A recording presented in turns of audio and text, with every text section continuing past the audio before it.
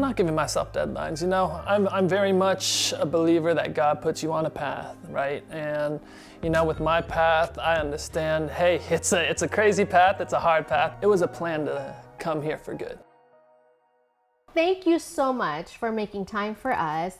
You know, I tried my best to look a little bit sporty because Anton is a very famous and accomplished Filipino-American sports personality, athlete in the Philippines. Thank you for making time for us. Of course, of course. Thank you very much for taking the time out and having me.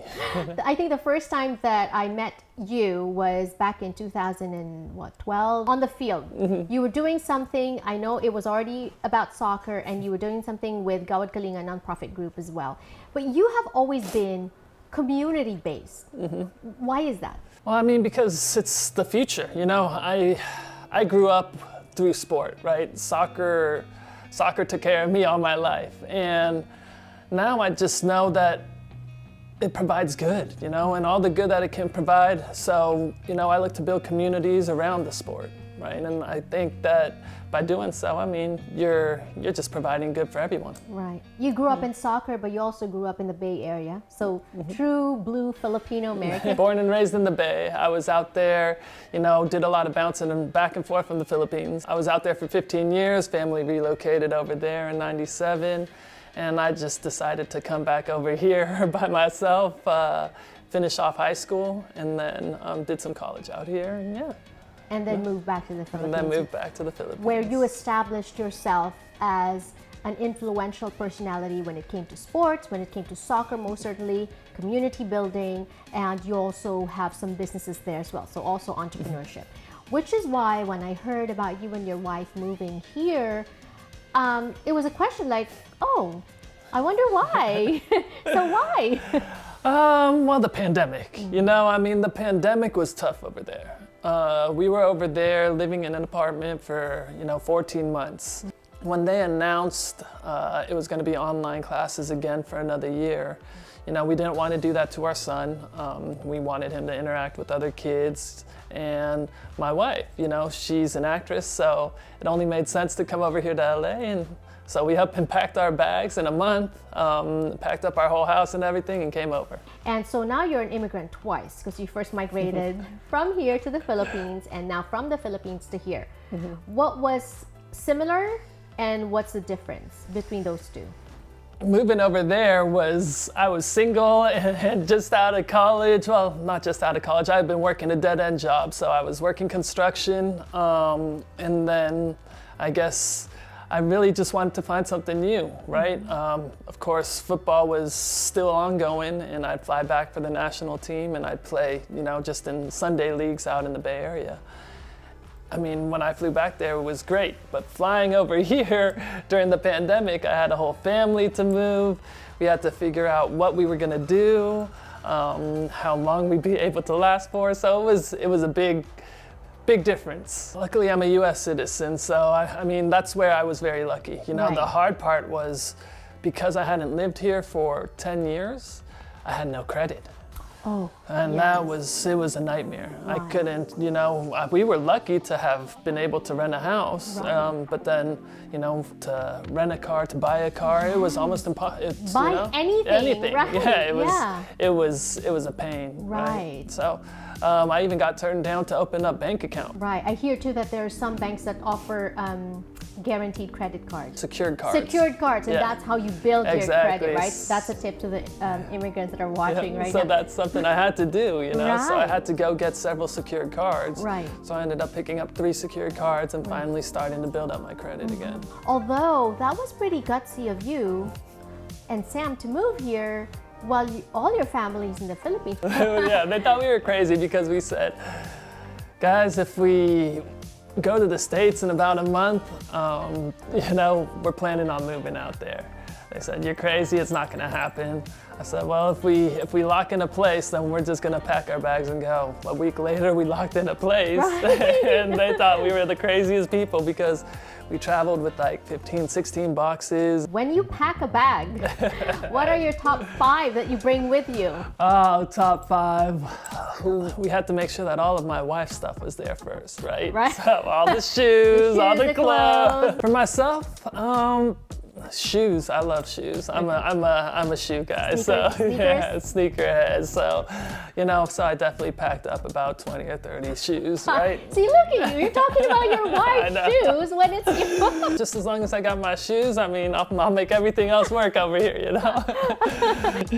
Given my favorite shoes, given, and the most expensive shoes I bought.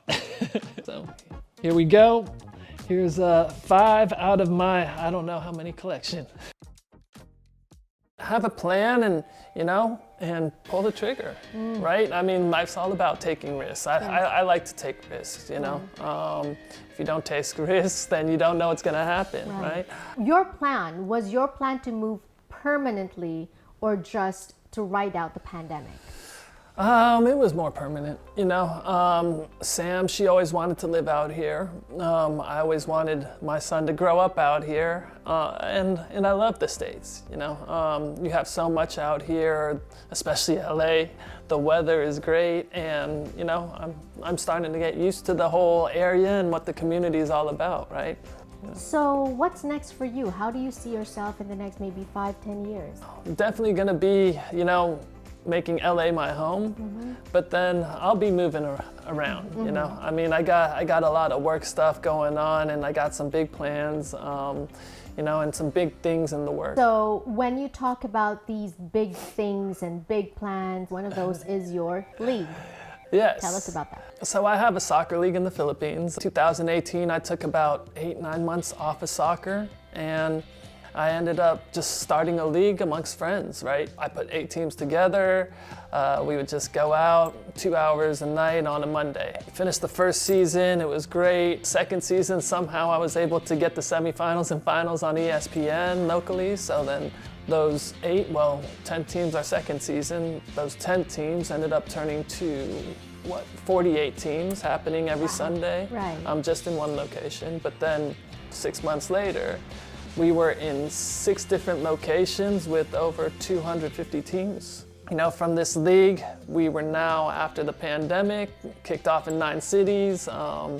We had over, I think, 350 teams in gathered. the Philippines. Yeah, in the Philippines. And you're heading all this from here. From here, yeah. How? Manning it all over here, great team, and like I said, they're a bunch of passionate footballers, so. And here you are now trying to expand that league. Exactly. Right. So, going into 2023, we'll be in 16 cities there, but then over here, I've been able to kick off, 3 events in the Bay Area. We're still looking at kicking off here in LA. The hardest thing, you can't get a venue here. Oh, venue. Venues okay. out here, so it makes it quite difficult to be able to execute things here, but I've been able to speak with a lot of people in the community for football out here, and we're looking at doing some good, cool LA things with the existing communities. Right. So that is awesome. Yep. Now, Filipinos and soccer or football, is there such a thing? People out here think, hey, just like other countries,